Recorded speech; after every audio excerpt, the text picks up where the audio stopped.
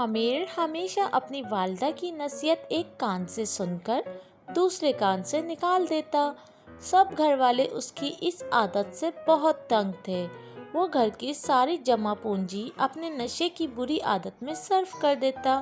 اس کا ایک ہی بھائی عمران تھا جو بہت محنتی تھا۔ عامر کے والد 3 سال پہلے وفات پا گئے۔ ان کی وفات کے بعد عمران نے اپنی تعلیم ادھوری چھوڑ کر گھر کا خرچ سنبھال لیا۔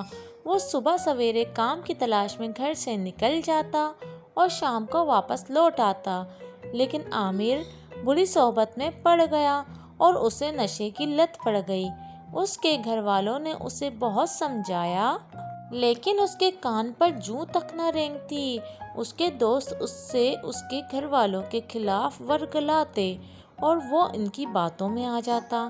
ایک روز عامر نشہ کر کے رات کو دیر سے گھر پہنچا اور چلا کر اپنی والدہ سے کھانا مانگا تو اس پر اس کی والدہ نے کہا، عامر بیٹا، گھر میں کچھ کھانے کو نہیں ہے۔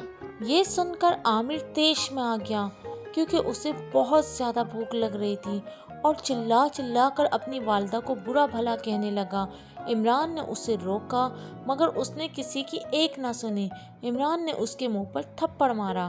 ان کی والدہ یہ سب دیکھ کر بلک بلک کے رو رہی تھی۔ اگلی صبح ماں نے عامر سے کہا، پہلے کام کر، رقم لا، پھر گھر میں کھانا پکے گا۔